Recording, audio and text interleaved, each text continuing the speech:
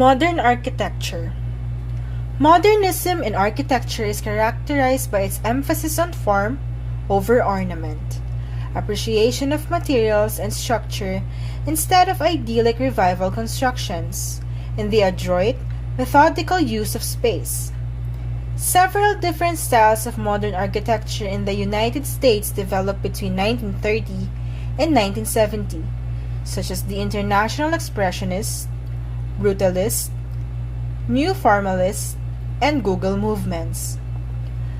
The roots of modern architecture can be traced to the 1893 Chicago World's Fair, which was composed entirely of cutting-edge buildings and cemented the United States' role as a world leader in art, architecture, and technology. Daniel Burnham. He is the head architect who recruited the most prominent American architects. He is most well known for his aesthetic philosophy, form follows function, which became the rallying cry for the modern movement. One of the many young architects inspired by the 1893 Chicago World's Fair was Frank Lloyd Wright, the leading force in shaping modern American architecture in the 20th century. At the fair, Wright encountered Japanese architecture in its traditional form at the Japanese government's official pavilion. The building featured a half-scale reproduction of a Japanese temple, the open plan horizontally, broad roofs, carefully wrought craftsmanship, and non-structural walls used in the temple would inform Wright's design aesthetic for the rest of his career. Young European architects were enraptured by Wright's bold abstract forms stripped of ornament. In addition to the bevy of young American architects influenced by Wright and practicing in the prairie style, European modernists Walter Gropius and Mies van der Rohe, who would become major fixtures of the Bauhaus, began to incorporate some of Wright's more abstract forms into their own work. Lich's Bauhaus. It was the epicenter of the modern movement in Europe. A German school of architecture, sculpture, painting, design, and craft led by Walter Gropius in operation from 1919 to 1933 that brought the modern movement to international prominence.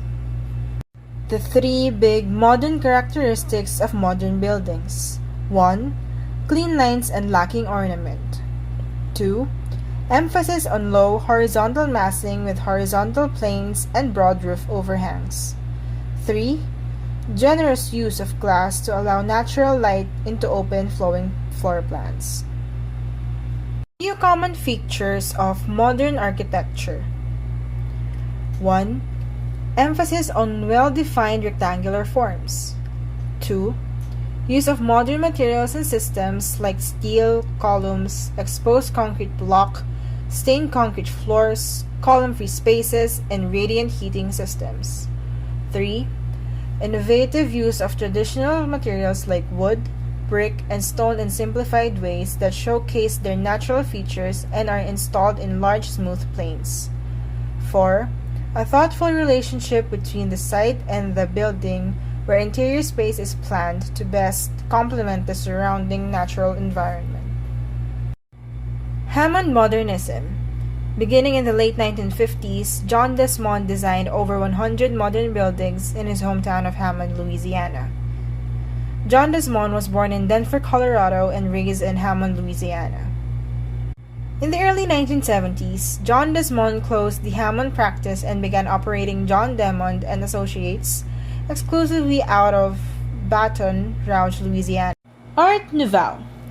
Gessamtron's work means all of the art should be reintegrated, for instance, interior design, paintings, architecture, and etc. Architects became the prominent practitioners in this era. It started in Europe, Britain in the late 1880s and 1890s. It is the French term for new art. Art Nouveau was derived from a shop which Samuel Bing opened in Paris in 1895, selling craftware and works of art, and it is mainly to the fine and applied arts that one has to look for the origin of the style. The store name was Salon de l'Art Nouveau or La Maison de l'Art Nouveau. When it comes to religion, it started in Christianity, particularly in Roman Catholicism. Antoni Gaudí was a well-known architect in Art Nouveau, a Spanish architect known as the greatest exponent of Catalan modernism. Gaudí's works have a highly individualized, one-of-a-kind style. Most are located in Barcelona, including his main work, the Church of the Sagrada Familia. Sagrada Familia is located in Barcelona, Spain. It is a large unfinished Roman Catholic church in Barcelona. It is designed by Catalan architect Antoni Gaudí. Jugendstil. In late 19th and early 20th centuries in Germany, the Latvian capital of Riga is the most celebrated Jugendstil city in the world with a large concentration of buildings designed in this style. A massive woman's face, a screaming woman, a satyr, and large busts of Lady Liberty. The architect was Michael Einstein. Modernista. It can be characterized by the use of the curve over the straight line, organic and botanical shapes and motifs, a great richness of ornamentation, bright colors, and a disregard of symmetry and a wide use of symbolism. Characteristics of Art Nouveau. Extensive use of iron and glass. Curvilinear. Whiplash or eel style, which means S-shaped linear ornament. And lastly, floral and tendrillous ornaments. Art Nouveau fenestration. Facades were asymmetrical and often decorated with polychrome ceramic tiles. The decoration usually suggested movement, and there was no distinction between the structure and the ornament. The size of the fenestration is when the windows and doors in this art movement are usually large ones and are based from what country they are used in. The materials are cast iron, steel and iron, ceramics, glass, stained glass, and reinforced concrete. The shape of the window. In architecture, hyperbolas and parabolas in windows, arches, and door are common, and decorative moldings grow into plant-derived forms. The ornaments of the window are asymmetrical shapes, extensive use of arches and curved forms, curved glass, curving, plant-like embellishments, mosaics, stained glass, and Japanese motifs.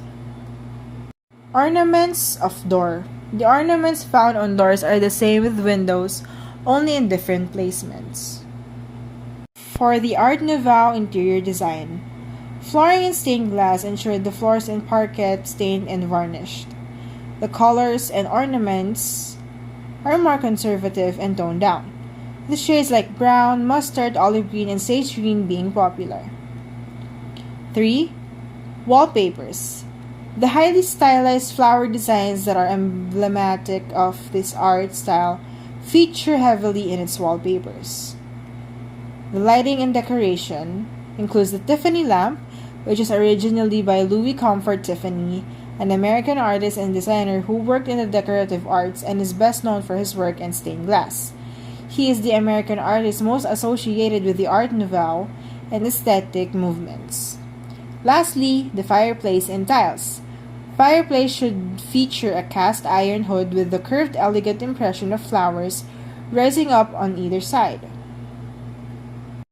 The Arts and Crafts Movement. The founders of the Arts and Crafts Movement were some of the first major critics of the Industrial Revolution. Disenchanted with the impersonal mechanized direction of society in the 19th century, they sought to return to a simpler and more fulfilling way of living. The movement is admired for its use of high-quality materials and for its emphasis on utility in design.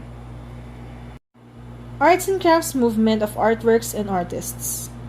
First, Red House. Artists are Philip Webb and William Morris. Often called the first arts and crafts building, Red House was approximately the residence of William Morris and his family, built within commuting distance of central London, but at the same time still in the countryside. Next, Tulip and Rose by Morris & Co. The tulip and rose curtain exemplifies the kinds of textiles and wallpaper designs produced by Morris firm beginning in the 1860s. The dense, precisely interlocking pattern of the wool fabric using curved and exaggerated forms of plants, flora, became a hallmark of Morris and Company's fabric and wallpaper products in the 1870s and 80s.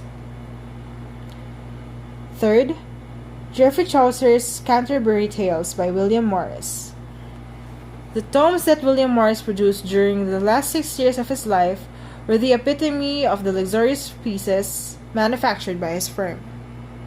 Fourth, The Beaver by Gruby Faience Company. The subway tile here represents the way mass production became a hallmark of the arts and crafts movement in the United States and ultimately put an end to the large-scale use of handcraft by most design firms. Beginnings of the arts and crafts movement. The arts and crafts movement grew out of several related strands of thought during the mid-19th century. It was first and foremost a response to social changes initiated by the Industrial Revolution, which began in Britain and whose ill effects were first evident there.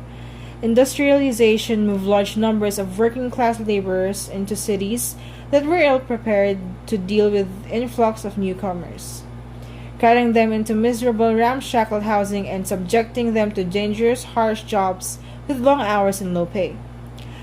Critics such as the writer John Ruskin and architect Augustus Welby, Northern Morpughan, railed against these problems and industrialization. They contrasted its vices with the Gothic era before the Renaissance, which they viewed as an idyllic time period of piety and high moral standards as well as a healthful and green environment. The Genesis, William Morris. The spark of arts and crafts movement was the Great Exhibition of 1851, the first World's Fair held in London. The chief criticism of the manufactured objects on display was the right of unnecessary ornament with little concern for utility. The arts and crafts movement. Concepts, styles, and trends. When it comes to societies, communities, and exhibitions, Morris' success and his emphasis on vernacular and rural imagery inspired many others to create collective associations where groups of artists and artisans collaborated on designs in a wide variety of media. In 1882, Arthur Haggett McMurdo founded the Century Guild, a group aimed at preserving handcraft and authenticity of the artists, whose work included furniture, stained glass, metalwork, decorative painting, and architectural design. Architecture and the diversity in media. In part because the arts and crafts constituted a comprehensive philosophy of living as opposed to a distinct aesthetic style, its scope extended to virtually every aspect of the decorative arts, design, and architecture. There were very few arts and crafts designers, particularly among the architects whose work did not bridge several different media. Corporate culture. Unlike their counterparts in Britain, many of the American practitioners and advocates of the arts and crafts movement were motivated by a distinctly capitalist drive, viewing the simple aesthetic of the arts and crafts as a way to ennoble the new consumerist mass society created by industrialization of the late 19th century with a kind of moral influence that would create a sense of social harmony. Politics. As a reactionary artistic movement that grew specifically out of social commentary and advocate reform, the arts and crafts movement was destined to be tied to politics. Morris himself was the most significant arts and crafts figure, a staunch socialist and anti-imperialist, founding the Socialist League in 1884, and advocating worldwide workers' revolution, giving public lectures around the UK and editing the League's newspaper. The legacy of arts and crafts movement. The notion of craft and visibility of the artist's hand as a central tenet of creative production as the arts and crafts movement encouraged proved inspirational for many different artists, designers, and collective movements in Europe and North America, often at the same time as the arts and crafts itself flourished in Scotland. Charles Rennie Mackintosh and the Glasgow Schools are sometimes grouped in with other arts and crafts designer. To further explain the architecture at the beginning of the 20th century, here is a short clip by articulation. I remember in school, we were taught that modern architecture began around the early 1920s, with the rise of prominent architects such as Walter Gropius, Mies van der Rohe, and Le Corbusier. And in a way, the image of their building styles are probably what most people associate with modern architecture: sleek geometric boxes of mostly glass and steel. So for many years, I took this as fact. However, the more I thought about it, the more this seemed questionable. Ongoing developments in technological innovation, changing attitudes of society, and the shifting of architectural theories were gradual processes that didn't always coincide with each other. So, when did modern architecture actually begin?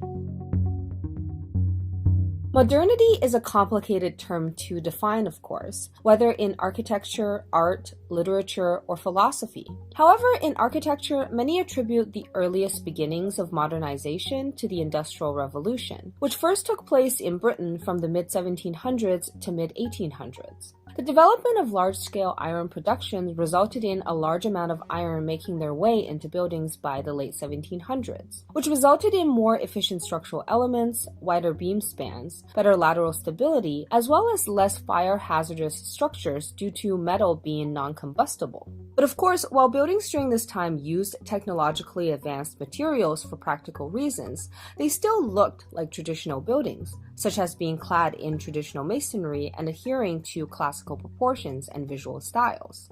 The building that is commonly accepted by many to be the first example of modern architecture is the Crystal Palace, which was a 990,000 square foot building that hosted London's legendary Great Exhibition of 1851.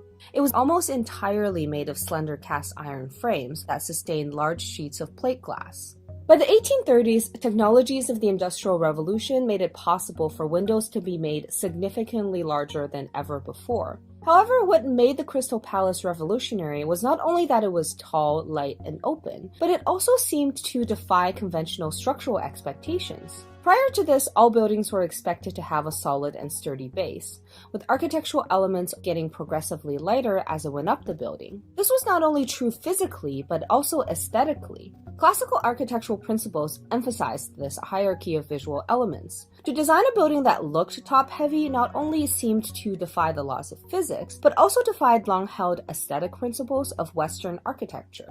The Home Insurance Building in Chicago, completed in 1885, is often credited as the world's first skyscraper. Many construction projects in Chicago during this time opted to use metal framing as opposed to timber due to the fact that most of Chicago was destroyed during the Great Chicago Fire of 1871.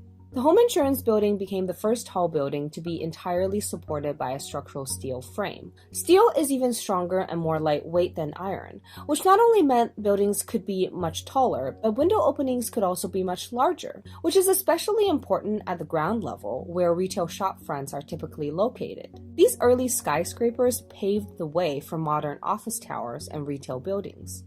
So why are we generally taught that modern architecture didn't begin until the early 20th century? Well, it comes down to philosophy and theory. Even though new revolutionary materials and technologies were used in construction throughout the 1800s, and buildings were starting to divert away from classical aesthetics, most of these design decisions were made for practical and economic reasons. It took until the turn of the 20th century for elements of modern architecture to be rationalized and standardized into a set of formal principles. In 1896, American architect Louis Sullivan published an essay titled "The Tall Office Building Artistically Considered." This is the essay where he coined the phrase "form follows function," which would go on to influence generations of architects and designers. In 1919, Walter Gropius founded the Bauhaus School in Weimar, Germany. Bauhaus teachings asserted that architectural form should be simplified to the bare essentials of function, and that a building should not bear any ornamentation that does not follow the structural purpose of the building. In 1920, Swiss architect Le Corbusier co-founded a journal called L'Esprit Nouveau, which advocated the idea that architectural design should be divorced from historical references and associations. He also introduced urban planning theories, arguing that residential and commercial amenities should be zoned entirely separate from one another. As you've probably noticed, these concepts were pretty radical. While there were significant groups of architects and designers championing these ideas around the world as early as the 1920s and 30s, most of the world was not ready to get on board. Thus, there are some who argue that modern architecture didn't really begin until the 1950s. In the aftermath of World War II, massive reconstruction projects took place all over the world, and due to the unprecedented scale of devastation that occurred, there was a demand for economic construction processes and efficient urban planning methods like never before.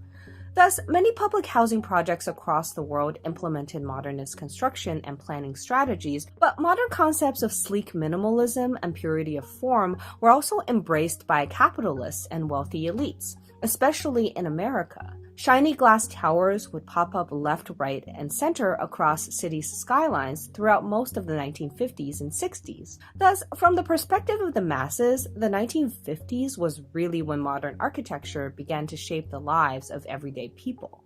Of course, the theories proposed by modernists would go on to be heavily criticized, and in some cases entirely rejected by other architectural designers, as well as the masses.